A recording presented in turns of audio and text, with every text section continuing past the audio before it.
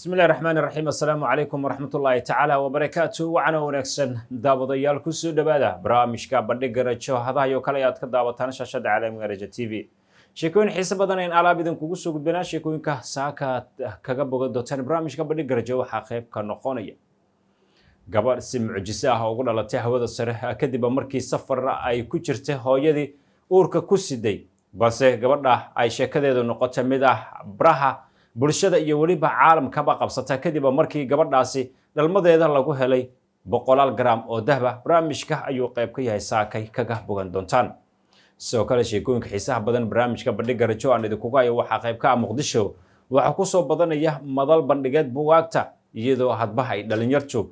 qoraaga ay aad ugu soo badanayeen caasimada Muqdisho waxa la soo bandhigay mid kamid ah buugaagta ugu saameynta badan ee la qoro hadaba buugaasi muxuu ah barnaamijka ayaan idinkugu soo gudbin doonaa daawadayaal idina aad kaga bogan doontaan sidoo kale waxa qayb ka noqonaya magaalo la sheegay in aad markaasi looga sarreel yeelo wax waliba misana salaantu ay ka joogto qiimo sare hadaba magaaladaasi qaaradda Yurub mid kamid ah wadamadeeda ay dhacda barnaamijka ayuu qayb ka yahay kama marna xubintii la yaabka dunida oo alaab aan idinkugu soo gudbino sheekooyinkaasi iyo kuwa kale barnaamijka waxa soo saaray halkan idinkala socodsiinaya anigoo Ashraf عبد الباسط معلم حسن عبد السلام احمد بلابا يا فرسمدي كاميرا قاعنيga siinaya waan markale barnaamijka bandhiga rajo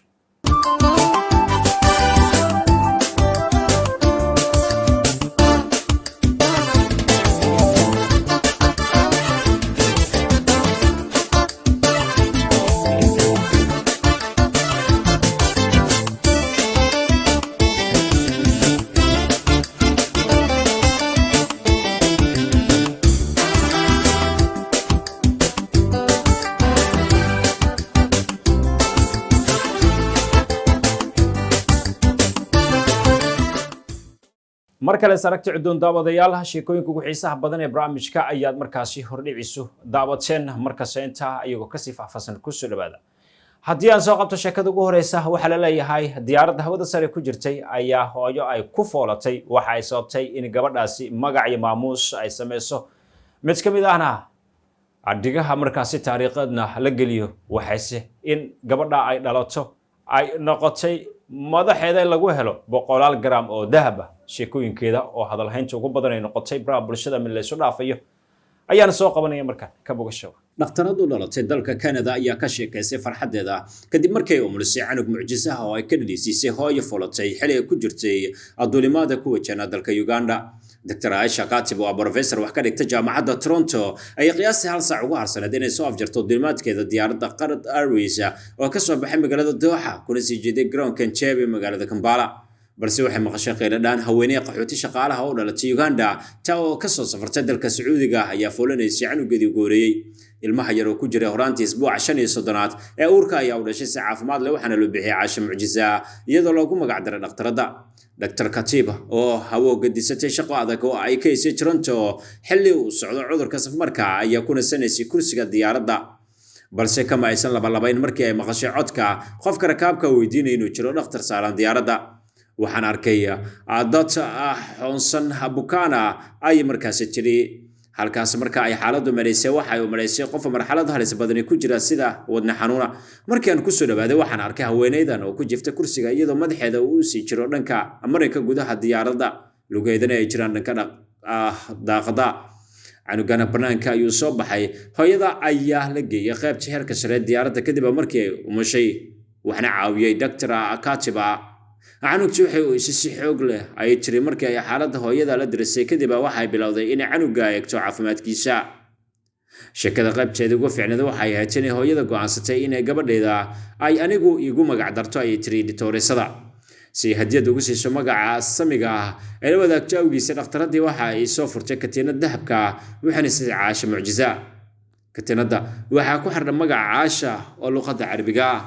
waxaan isdhahay si hadiyad si ay u ogaato inay waxa ka haysato dhaqtaradii ku umulisay meel hawada sare ah dhulka u jira 35,000 feet wabiga Niil dushiisa gabadha waxay dhalatay 5 bishii December balse Dr. Katib waxa ay mashquul ku ahayd daweynta bukaanada qaba cudurka covid magaalada Toronto waqtiga uma aysan helina inay sheekadani la wadaagto warbaahinta ilaa laga soo gaaray isbuucan oo bisha January 2022 lagu guda jiro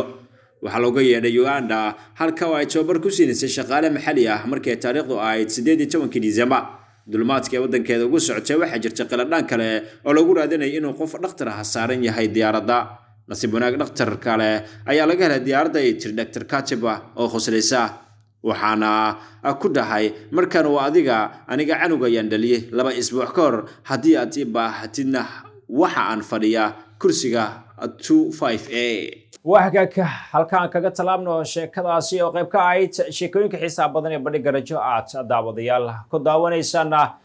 markana waxaan soo qabanayaa xubinta ama sheekada xigta Muqdisho waa caasimadda dalka Soomaaliya waxaasay kulmisaa dadyow tiro badan kuwa oo hadba ku soo bandhiga waxyaabaha iyagu ay u yihiin mu'allifiin dhanka kale markii loo eego caasimadda waxa ku soo kordhaya madal buugaagta ka oo hadba qorayaal da'yar ah ay soo baxeen waxa ay wax waliba ka qorayaan dhacdooyinka ay goobjooga u yihiin buuga tahriib iyo tiraanyo ayaa si qayb ka buugaagta ugu hadalhaynta badan ka oo saameyn markaas yeeshay oo Muqdisho lagu soo bandhigay warbixintiisa ayaan idinku dubi doonaa ka bogasho munaasabad si heer sare ah loo soo agaasimay isla markaana lagu soo bandhigayay buug magaciisu yahay tahriib iyo tiraanyo ayaa lagu qabtay magaalada Muqdisho xafladda oo ay ka soo qayb galeen bulshada qaybaheeda kala duwan aqoon-yahano qorayaal iyo naadiyaasha akhris qoraalka ee ka jira magaalada Muqdisho ayaa lagu bogaadiyay qoraaga buugga ee iftiimiyay dhibaatada ay leedahay tahriibka waxaana munaasabadda hadal ka jeediyay gudoomiye ku-xigeenka midowga qorayaasha Soomaaliyeed Najma Maxamed Cumar Qaranbila bilanbiya mursaliin sayidina nabiyina Maxamed wa ala alihi wa asxaabihi ajma'in marka ugu horeysa waxaan rabaa inaan saxo darajada la igu wacay darajadu waa gudoomiye ku-xigeen gudoomiyahana madashu nala jooga aadna u salaamaya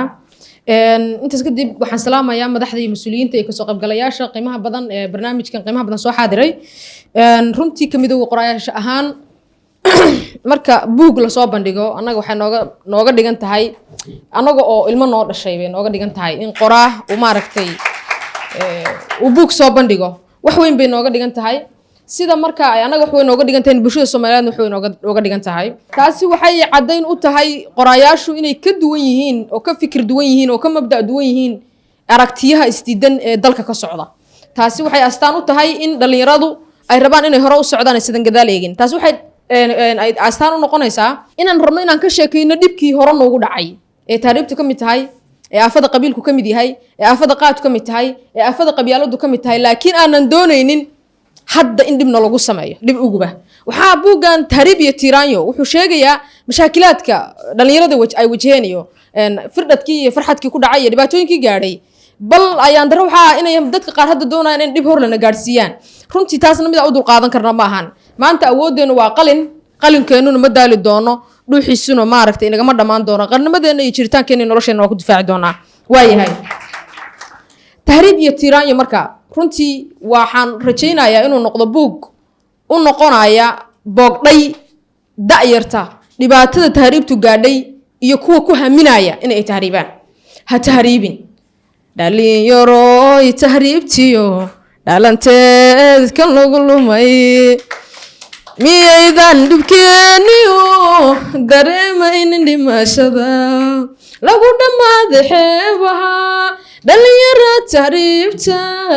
dhagar qaba intuu helay beerka dhiiga ka yeeshiyo kaliya laga dhex saaro isberbaarti laga dhigay waad garan kartaan dhibaatada iyo aafada ay leedahay in la tahriibo ha tahriibin walaal waaga ka daawadayaal qaybaha dhexe barnaamijka iyaga bandhig garajo ayaan isla soo gaarinaya waxaan soo qabanaya markaan xubinta la yaabka dunida oo kulminaysa sheekooyin xiiso badan kuwaas hadba u badan dhanka iyo madadaalada Falastiin Khaliif yan idinku ku duubay bismillahir rahmaanir rahiim kulanti wanaagsan daawadayaal halkani waa Raja Cable TV xaruntiisa magaalada Muqdisho waxaad ku soo dhawaataan barnaamijka la yaabka dunida oo uu soo saara Ashraf Cabdilbaasid waxa idin la socodsiinaysaa waa Falastiin Khaliif Yuusuf gabar ayaa ku guuleysatay lacag abaalmarin dhan 2.5 milyan oo dollar waa 5 milyan oo dollar haddaba 5 milyan oo dollar. Cajiib. Imika gabadhaasi waxaa mucaawino siisa oo ay ku nooshahay dawladda. haddaba sidee ayay u dhacday dhacdadani? Warbixintan ayaad kaga bogan doontaan ka bogasho wacan. Kadib 18 sano oo ka soo wareegtay markii ay ku guuleysatay lacag dhan 2.5 milyan oo dollar, Kaaliya Rogers waxa ay hadda ku nooshahay xoogaga mucaawinada oo dawladdu ay ku caawiso maadaama lacagteedii oo dhan ay ka taqallustay. Kaaliya Rogers ayaa ahayd guuleystihii ugu da'da yaraa ee ku guuleystay nasiibka Britain Lottery sanadkii 2003 iyadoo barigaasi jirtay 16 sano sida laga soo xigtay website-ka The Sun. Markii u dambeysay Rogers waxa ay iska jabisay baabuurkeeda xilli baabuurka ay waday iyada oo cabsan daroogada cocaine. Kolkaasi oo markii booliska xireen laga war helay in ay ahayd gashaantidii ku guuleysatay 2.5 milyan oo dollar. Waxaa laga sheegay markii ay heshay lacagtaas sidaasi u badan Rogers in ay qarash badan ku lumisay camaliyaadka isqurxinta, soo iibsashada dhar aad qaali u ah iyo darooga iyo isticmaalka daroogada, iyada oo sidoo kalena qoyskeeda iyo saaxiibadeeda ku bixisay lacag dhan 700,000 oo dollar. Rogers oo mar ka hadlaysay sida ay nolosheeda u burburtay kadib markii ay noqotay milyaneer maalin taajir ah, waxa ay dalbatay dawladda in ay ka warhayso guuleystayaasha aadka u da'da yar. Rogers waxay isaga noolayd guri caadi ah ka hor inta aysan ku guuleysan nasiibka. Markaasi wixii ka dambeeyay waxa ay guursatay nin kaasi oo nolosheeda geliyay dhibaato qoys sida warka ay u dhigtay. Xukuumadda Britain ayaa carruurteeda ka qaadatay markii Rogers ay madaxa ka gashay dunida daroogada. Waa arrinta ku saabsan in ay qarash garayday isla markaana ay qarash aad u weyn ku bixisay amaliyada isqurxinta. Rogers waxa kale oo ay xustay in dad badani ay isku dejiyeen u soo dhawaanshaheeda markii ay ogaadeen in ay tahay hantiile guuleystay. Arrintaasi oo ku abuurtay dhibaatooyin fara badan. Waa tahay daawadayaal aan intaasi kaga soo noqono qodobkaasi cajiibka ah. Waxaan filayaa inaad ka bogateen. Markaana aan soo qabto qodobka xiga, ra'iisul wasaare daldan oo markaasi safrayay ayaa xaaladiisu waxa ay gashay halis. Warbixinteenna ayaad kaga bogan doontaan. Ra'iisul wasaaraha dalka Hindiya oo markaasi safar ugu socday gobol ka tirsan dalkaasi ayaa xaaladiisa waxa ay gashay mid khatar ah. Ra'iisul wasaaraha Hindiya Narendra Modi ayaa muddo 20 daqiiqo ah ku xayirnaa duleedka gobolka Punjab kadib markii ay wadada xidheen. Waxa kale oo la soo wariyay xabacsanaan dhanka amniga ah. Mr. Modi ayaa ku sii jeeday goob lagu soo bandhigayay xasuus qaran oo ku taal gobolka waqooyi, laakiin waxaa wadada xidhay beeraley careysan. Beeraleyda ayaa dalbanayay inuu iscasilo wasiir ka tirsan xukuumadda oo wiil uu dhalay lagu eedeeyay dhimashada dad beeraley ah. Tani waxay ahayd xabacsanaan weyn oo ku timid ammaanka ra'iisul wasaaraha, ayaa lagu yiri bayaan ka soo baxay wasaaradda arrimaha gudaha federaalka ee dawladda Hindiya. Mr. Modi ayaa sidoo kale lagu waday in uu khudbad ka jeediyo isku soo bax ka dhacayay magaalada Firozpur oo ka tirsan gobolka dalkaasi, balse wasaaradda arrimaha gudaha ayaa sheegtay in kolonyadii ra'iisul wasaaraha ay dib ugu laabteen garoonka sababo la xiriira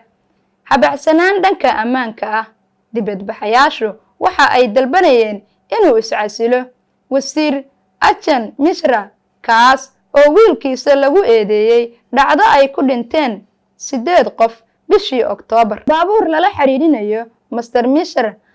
ayaa jiiday beeraley mudaharaad ka dhigayay gobolka, ayaa lagu yiri war ka soo baxay wasaaradda arrimaha gudaha, halkaas oo ay ku dhinteen 4 nin oo beeraley ah. Beeraleyda ayaa ku andacoonaya in wiilka lagu magacaabo Ashrim Mishra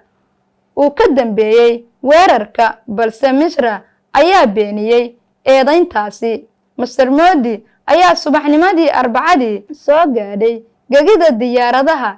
ee Bahirdaad, waxaana la rabay in uu u duulo goobta lagu xusayay shuhaadada qaranka, kadibna uu diyaarad helicopter ah ka dego isaga oo u socda gobolka Vancouver ee dalkaasi ka tirsan. Laakiin safarka waxaa dib u dhigay cimilo xumaatay, balse kolonyo uu la socday wadada ayaa laga xayiray, taasi oo keentay in wasiirka arrimaha gudaha uu sheegay in dowladda laga dalbanayo warbixinta faftiran oo ku saabsan dhaqdhaqaaqa amni ee la xiriirtay arrinta safarka ra'iisul wasaaraha. Sida nidaamku qabo, waxay ahayd in ay sameeyaan lagama maarmaanka u ah ammaanka iyo sidoo kale safarka ra'iisul wasaaraha ayaa lagu yiri. Waa tahay daawadayaal, intaasi aan kaga gudubno qodobkaasi. Waxaan filayaa inaad ka bogateen. Guud ahaanba waxaan intaa kusoo gabagabeynayaa barnaamijka La Yaabka Dunida. Waxaa idinla socodsiinaysay anigoo Falastiin Khaliif Biifaya. Tan iyo barnaamijkani mid lamid ah intaan dib ugu kulmi doono, waxaan idinkaga tagayaa sidaa iyo nabadgelyo. waagaagka daawadayaal guud ahaanba halka ayaan jeclahay inaan kusoo gabagabeeyo barnaamijka Bandhig Garajo. sheekooyin xiiso badan ayaad saaka kaga bogateen. intaanu barnaamij ceenkana kulmi doono waa anigoo Ashraf Cabdulbaasid Macalin Xasan iyo waliba Cabdisalaan Axmed Iblaawe oo kaamirada iyo farsamada gacaniga siinay. intaanu barnaamij ceenkana kulmi doono, nabadgelyo.